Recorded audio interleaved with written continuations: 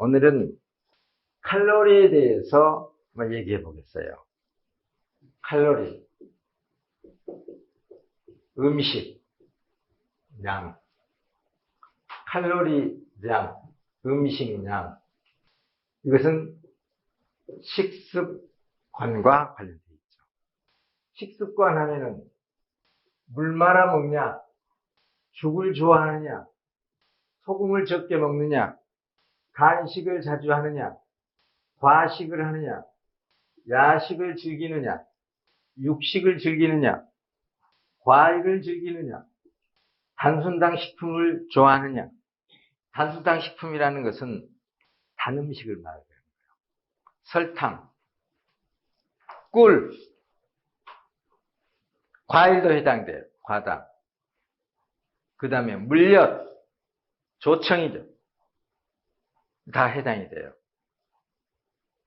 그리고 음식을 먹었을 때, 먹은 후에 곧바로 단순당으로, 우리가 이 자체는 단순당 식품이고, 그리고 음식을 먹었을 때 곧바로 단순당 식품으로 돼버리는 게 있어요. 단순당으로 돼버리는 게. 그게 도정된 탄수화물이에요. 예를 들어 밀가루, 백미, 이것들은 식후에 벌써 20분이 지나면요, 순식간에 설탕으로 변하기 시작해요. 밥을 계속 씹으면 달아요, 안 달아요? 밥이 단지 안 단지 보려면요, 쌀을 씹어보면 알아요. 달게 되는 거예요. 침에 의해서 이게 바로 단순당으로, 침에 소화효소에서 단순당으로 바뀌는 거예요. 이게 식습관이죠. 그래서 물과 음식을 섞어 먹는다든지, 죽을 먹는다든지, 탕류 제품을 많이 먹는다든지, 이게 전부 다 우리가 여태까지 자라민 건강법에서 이것에 늘 얘기하는 게 이런 거죠. 이렇게 하게 되면은요, 식습관 자체죠. 여기는 또, 요거는 음식에 이렇게 질도 얘기하는 거죠. 질과 형태. 이건 양이죠. 이것은 양. 이런 것들이 우리 몸을, 이게 잘못될 때 우리 몸이 망가지는 거예요. 우리 몸에 통로가 막히게 되는 거예요. 교통체증이 일어나는 거예요. 이게 많을 때. 이런 것들은요, 이런 음식의 질과 형태, 이것들은 뭘 나타내냐면은 도로 조건을 얘기해요. 도로 조건. 빙판이랄지, 비가 온다든지, 이런 것들. 그러면 자동차가 잘 못 다니죠? 사고율이 높죠? 요건요, 칼로리량, 즉 음식량은 교통량을 얘기해요. 도로 조건도 중요하지만은요, 교통량이 많아지면 안 되죠. 그러니까 도로를 계속 늘려야죠. 한번 보자고요, 그러면. 자, 도로 조건을 개선해야 돼요. 여기에 있던 것을 개선해야 되는 거예요, 이것을. 요걸 이렇게 줄여야 되는 거죠. 개선. 도로 조건 개선하기 위해서 눈 오면 고속도로에 뭐 합니까? 바로 도로에 제설 작업하죠. 고속도로에 중앙 분리대에 물이 고여 있어요. 운전자가 비가 해서 물이 고여 있는 상태에서 그 고여 있는 물 때문에 그로 인해서 중앙 분리대에 부딪히는 사고가 났어요. 혹시 물이 고여 있는 곳과 고여 있지 않는 곳을 갈 때 순간적으로 물이 고여 있는 걸 지날 때 이게 왼쪽 고여 있는 물 속을 들어가는 바퀴는 저항을 받죠. 그래서 핸들이 확 꺾이죠. 그래서 고속도로에 비 오는 날은 1차로를 타면 안 되는 거죠. 그러다 큰일 나죠. 차가 확 왼쪽으로, 중앙분리대 쪽으로 치우치니까. 그러면은 그로 인해서 사고가 났다고 해보세요. 그럼 재수없음 난 겁니까, 그냥? 그거 신고하면 돼요. 왜냐면은 우리 세금 내야 안 내요. 그리고 톨게이트비 내야 안 내요. 돈을 받는다는 것은 도로를 안전하게 해준다는 얘기예요. 그런 전제 조건에서 돈을 받는 거예요. 근데 그 돈 받고도 할 일을 안 했잖아요. 물이 고이는 거 있으면은 도로공사나 관리하는 기관에서는 늘 그런 것을 알고 그렇게 되지 않도록 안전조치를 해야 되는 거죠. 그래서 거기에 대해서 보상받을 수 있단 말입니다. 운전을 이제 하고 가는데 고속도로상에서 뭐가 있었냐면은 이 낙하물이 있었어요. 그래서 낙하물에 의해서 제 바퀴가 찢어졌어요. 완전히 파열된 건 아니고 뭐지 상처를 받아지고 어떻게 됐더라고요. 이게 좀 이제 어느 정도 갈 수는 있었어요. 그래가지고 이제 갓길로 이렇게 했죠. 파열되면 아예 그냥 갈기가 찢어져 버린 경우가 있어요. 그러니까 갈기가 찢어진 것보다는 이렇게 옆굴탱이가 딱 찢어져가지고 바로 바퀴가 주저앉아 버린 경우. 근데 그렇게까지는 안 됐고 아무튼 그로 인해 낙하물에 의해서 부딪히면서 그랬어요. 자, 그래서 바로 뭐지 그 도로공사에 전화했어요. 이 왜 여기 낙하물 놔뒀냐? 순찰 때 있죠. 그런 거 위험을 뭐지 그 제거하기 위해서 계속 뭐 순찰하고 있는 거예요. 그래서 제가 그 타이어 그때 보상받았잖아요. 도로 조건. 요거 우리가 얼마든지 이게 식습관을 바꾸는 거죠. 바꿀 수 있어요. 이거 바꾸고. 그 다음에 교통량. 우리 혈관을 계속 늘릴 수 있어요, 없어요? 우리 몸의 임파관을 계속 늘릴 수는 없는 거예요. 그래서 이거 할 수 있는 방법은 한 가지밖에 없어요. 적게 먹는 거. 그러면 적게 먹으면 어떻게 하냐? 많이 먹어야 되는데 영양실조 걸릴 거 아니냐? 이제 이런 얘기가 나오죠. 그래서 오늘 그 얘기를 한번 얘기해 보자. 도대체 우리가 얼마만큼 먹어야 되는지, 내가 일을 이렇게 많이 하는데 이렇게 먹어도 됩니까? 하는 거. 1930년대 미국의 코넬 대학에서요. 칼로리 제한에 대한 실험을 했어요. 쥐를 가지고 실험을 했어요. 쥐를 가지고 실험해가지고 쥐의 먹이를 평소에 먹는 양의 표준 체중으로 계산해가지고요. 쥐가 이럴 때는 이만큼 먹어야 된다고 계산했죠. 평소 먹는 70%로 제한했더니 쥐의 수명이 40%가 증가했어요. 약 음식량을 약 3분의 1로 줄였더니 수명이 40% 증가한 거예요. 왜 쥐 가지고 하냐? 쥐는 빨리 죽잖아요. 그렇기 때문에 단기간에 테스트를 완료할 수 있죠. 그리고 쥐의 유전자가 사람하고 아주 유사하죠. 비슷하죠. 그래서 직접 사람 생체 가지고 못하니까 동물 실험 같은 거 할 때 이제 쥐로 실험을 하죠. 먹이를 70%로 줄였더니 40% 수명이 연장되더라는 얘기죠. 즉 칼로리 양을 40% 줄이고, 그러니까 70%로 줄이고, 칼로리량을 대신 미네랄과 비타민, 미량 미네랄 있죠? 그것은 충분히 주고, 조건이 필요한 만큼 주고, 이렇게 해서 이제 기본적인 배합된 먹이 속에 있는 거죠, 그것은. 애초에 비율대로. 결핍된 영양소가 아니라 쥐의 사료가 쥐를 가지고 테스트할 때 표준적인 영양 상태를 배합해서 주겠죠? 우리 사람은 그 표준적인 영양분을 갖고 우리가 식생활이 다 다르기 때문에 우리가 사육된다면은 똑같은 우리가 사료를 먹고 사육돼서 산다면은 조제된 것을 주겠죠? 그렇게 표준적으로. 아무튼 자, 칼로리량을 줄였어요.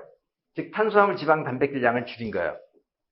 전반적으로. 특히 전반적으로 이 3대 영양소고, 그리고 그 3대 영양소도 기본으로 탄수화물 양을 칼로리 정할 때 칼로리 비율로 해가지고, 예를 들어 탄수화물과 지방과 단백질, 예를 들어 탄수화물 7, 지방 2, 단백질 1, 탄수화물 60, 지방 3, 단백질 1이랄지, 이렇게 해서 되게 전체 칼로리를 볼 때 70%를 탄수화물, 20을 지방식품, 10을 단백질, 이렇게 해서 현대적인 영양학에서는 이렇게 나와 있는 걸로 알고 있어요. 칼로리로 계산할 때요. 칼로리량을 70%로 줄였네요. 즉 30%를 낮췄어요.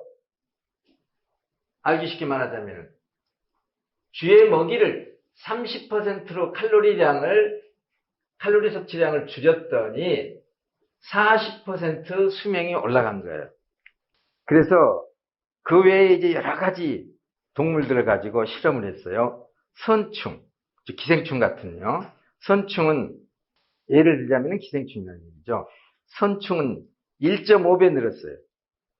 물벼룩 1.7배, 쥐 아까 같이 1.4배, 거미 1.8배, 열대어 거피는 1.4배 똑같이 하나같이 이렇게 칼로리 제한을 했더니 수명이 전부 다 이렇게 연장되더라는 얘기입니다. 2009년 7월에 사이언스 잡지에 영장류 실험을 했어요. 원숭이로. 미국의 위스콘신 대학. 근데 실험 개시일은 1989년이었어요. 영장류는 오래 살죠. 그렇기 때문에 시간을 두고 해야 한단 말이에요. 89년에 시작돼가지고 보고된 시점으로 벌써 20년이 걸린 거죠. 20년이 걸린 중간 데이터인 거예요. 중간 데이터. 그래서 지금도 계속 실험은 진행되고 있고 당초 30마리의 어린 붉은털 원숭이를 이용해서 시작한 이 실험이 94년에는 46만 원을 늘렸는데요. 현재도 실험 계속한다고 그랬어요. 결과가 뭐냐면은 당초 30마리 붉은털 원숭이를 이용해서 시작한 이 실험은 40만 원을 했는데 칼로리 제한을 하지 않는 20년 동안 한 어린 원숭이를 통해서 20년 동안 했는데 칼로리 제한을 시행하지 않는 원숭이와 비교했을 때 암, 당뇨, 심장질환, 뇌 이축을 보이는 빈도가 현저히 낮아졌다. 또한 털의 윤기와 얼굴 주름 등이 겉보기에도 그 차이가 분명하다. 또한 실험 도중에 사망한 원숭이의 사인을 밝힌 결과 나이가 들어 사망한 원숭이의 숫자는 칼로리 제한 요법을 거치지 않는 원숭이의 경우 똑같은 칼로리 제한을 하지 않는 원숭이 있을 거 아닙니까? 경우에 38마리 중 14마리인 반면에 칼로리 제한 요법을 거친 원숭이는 38마리 중 단 5마리에 불과했다. 그러니까 많이 먹으면 빨리 죽는 거예요. 왜 빨리 죽냐면 빨리 막혀서 죽는 거예요. 그런데도 나는 한 끼를 못 굴러. 나는 간식 끊으면 죽어요 하고 하는 사람이 있어요. 그런 분들은 적극 권장하세요. 세상 살기 싫은 사람. 자기가 본인이 갖고 있는 그 식탐을 제한 못하면은 어떻게 되겠어요? 이건 많이 먹으면은 막힌다는 것은요. 어린애들도 다 할 거예요. 초등학생들도 다 이해할 거예요. 아궁이에 땔감을 계속 넣어보세요. 그럼 아궁이가 막히죠. 숫덩어들이 많아지고 재가 많아지고 많이 쓰는데 자동차를 과속하고 또 그리고 이 주행 키로수를 주행거리를 계속 높여봐요. 그럼 어떻게 됩니까? 중고가 빨리 되죠. 당연한 이치. 그래서 그러면은 나한테 내가 칼로리를 어느 정도만 해야 되나? 내 칼로리. 나한테 필요한 칼로리가 얼마인데? 굳이 이제 칼로리 계산법을 한다면 동양에서는 원래 이 칼로리 계산, 동양의 건강법에는 이런 칼로리 이렇게 구체적으로 하지는 않죠. 그리고 오히려 서양에서 이렇게 보고된 이거보다도 동양의 건강법은 이 칼로리 제한을 더하죠. 동양의 건강법 자체가, 개념 자체가 30%를 줄인 게 아니라 훨씬 더 많이 줄이게 하죠. 근데 이건 이제 사람들이 아직 안 믿고 신뢰를 못 하니까 그냥 그렇게 서양에 영향하게 거의 뭐 세뇌되다시피 한 이제 오늘날 우리나라 영양의식, 건강의식이죠. 식사에 대한 칼로리에 대한 음식에 대한 우리가 일반적인 갖고 있는 상식이 돼버린 거죠. 그래서 그걸 감안해서 한번 이걸로 보자고요. 먼저 표준체중을 계산해야 돼요. 표준체중 계산법은 다른데 지금이 훨씬 더 표준체중을 계산법에 의하면은 더 높아졌어요. 점점 쭉 높아져 왔단 말입니다. 표준체중 계산법 알고 계시죠? 근데 이 표준체중 계산법 말고 어떻게 하냐면 이것은 이제 칼로리와 관련해 가지고 얘기한 건데, 그러니까 이런 기준들이 현대인들이 자꾸 이렇게 많이 먹게 되니까 전반적으로 좀 높아질 수밖에 없는 거죠. 체중이 느니까. 표준체중은 단위가 메타 곱하기 키, 단위 메타예요. 즉 키의 제곱이죠. 곱하기 22. 요것에 이제 요 상수를 산출하는 것은 따로 있어요. 그래서 22를 곱해줘요. 그러면은요, 제 키가 작아요. 제 키가 청년 때는 162였어요. 근데 제가 최근에 지금 제가 60이 넘었잖아요. 최근에 재봤더니 161점 얼마가 되더라고요. 그러면은 키가 거의 안 줄었다는 얘기예요. 양호하다는 얘기입니다, 실제로. 뼈가 건강하다는 얘기죠. 키가 줄어드는 것은 뼈가 줄어들기 때문에 그렇죠.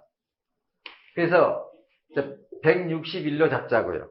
161cm니까 1.61m로 해야 되는 거죠. 곱하기 1.61m 곱하기 22 하면은 얼마 나옵니까, 혹시? 자, 57. 그쵸? 57kg. 이게 표준체중. 저는 이 표준체중에 못 미쳐요. 이 표준체중이 약 3kg 모자라네요.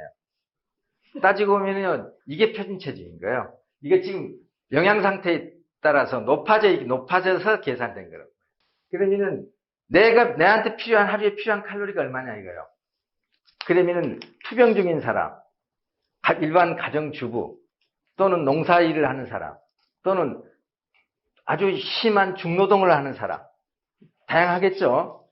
일반 직장인들, 다 다양할 거란 말입니다. 왜냐하면 칼로리 소모가 다르니까. 그러면은 기본적으로 이 농사 짓는 분들은 칼로리 소모가 심할까요, 안 심할까요? 심하죠.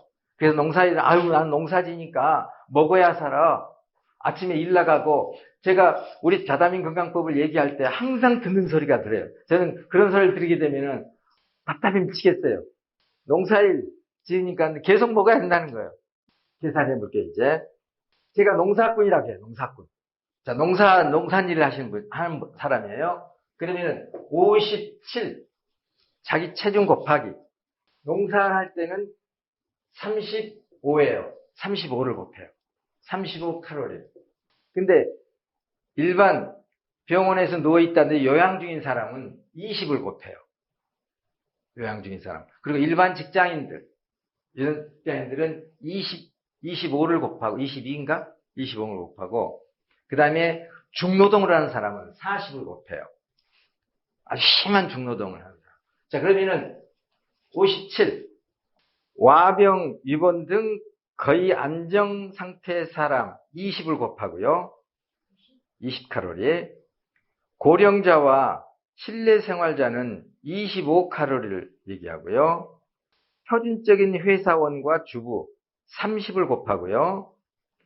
농업 종사자 35를 곱하고, 육체 노동자와 중노동자 40칼로리를 곱해요. 이게 이렇게 하니까 얼마 나와요? 1,995 칼로리. 내가 1995 칼로리 하루에 필요한 거란 얘기입니다. 제가 이 표준 체중에, 누구나 이 표준 체중에 넣고 이 계산법이, 그러니까. 그러면 여기에 아까 같이 70%로 30%를 제한하는 거예요. 여기에 0.7을 곱해봐요. 얼마 나와요? 약 1,400칼로리. 내가 농산일을 농업 종사자일 때 나한테 필요한 칼로리가 1,400칼로리밖에 안 되는 거예요. 우리가 하루 중에 먹는 칼로리가 얼마나 많은지 알아요? 불과 1,400칼로리. 가장 적정할 수 있는, 예를 들어 칼로리 제한을 할 때 70%로 제한한다 할 때 30%를 제한할 때 이렇게 나오는 거예요. 그러면은 우리가 평균적으로 2,000칼로리, 성인 2,000칼로리를 한단 말입니다.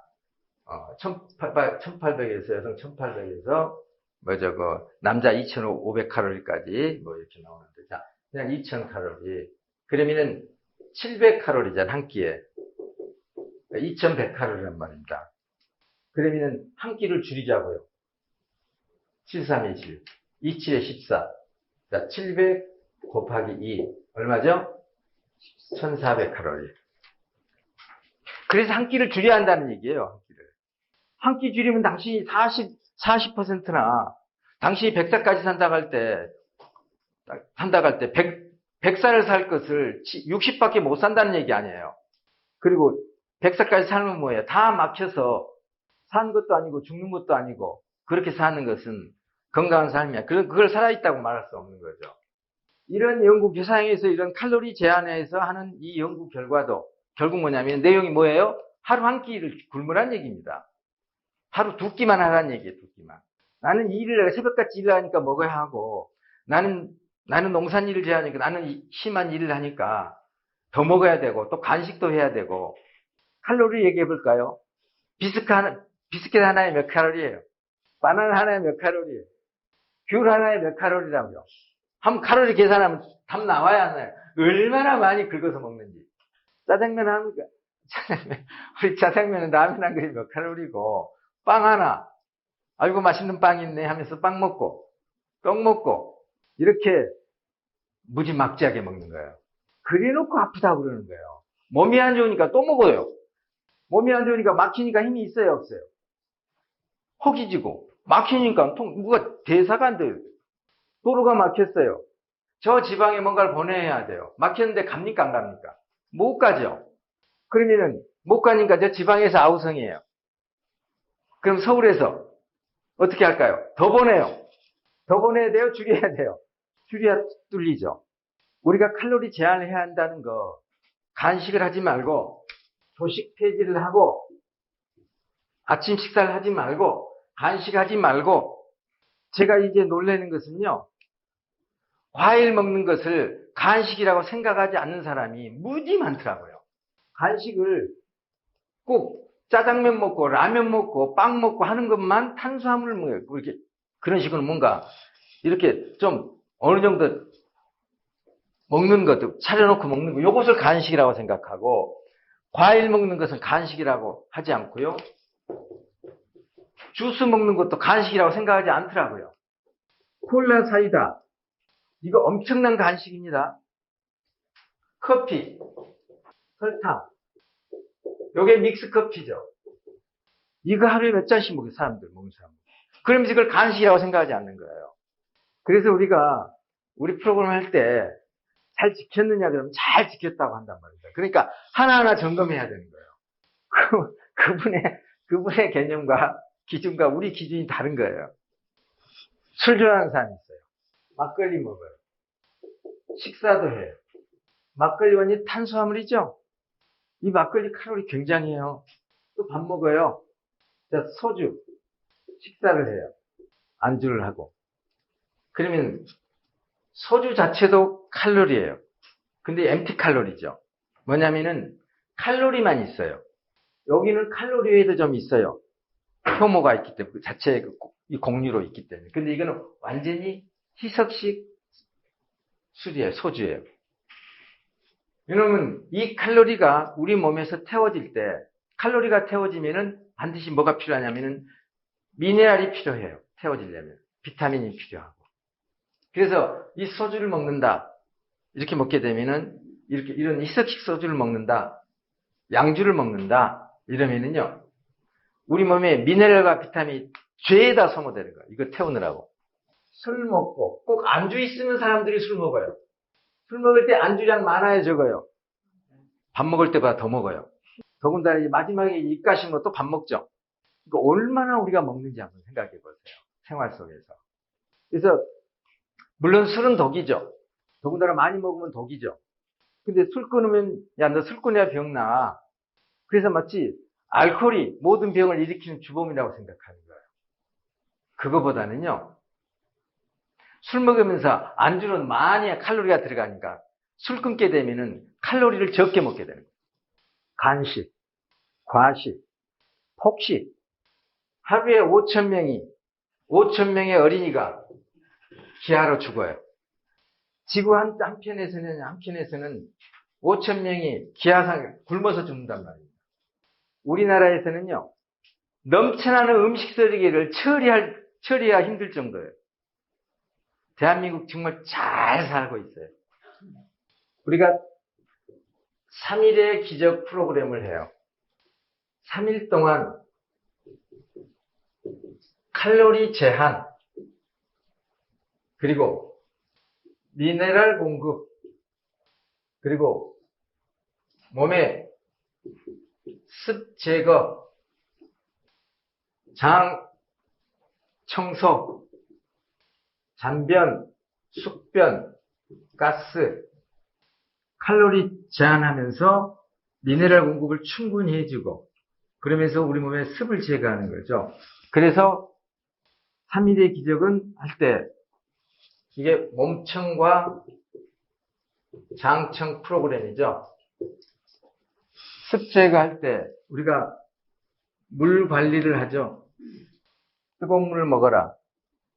그리고 물이 우리 몸을 청소하지 않는다. 우리 몸에 필요한 물은 갈증으로 우리 몸이 요구한다. 넘쳐나서 문제다. 그래서 우리가 이 3일의 이 프로그램 진행되는 과정에서 이 우리 몸에 넘쳐나는 물을 대신 쓰는 거예요. 장 청소, 잔변, 숙변, 가스 제거. 그럼 뭐가 되냐면 혈관 청소, 조직 청소,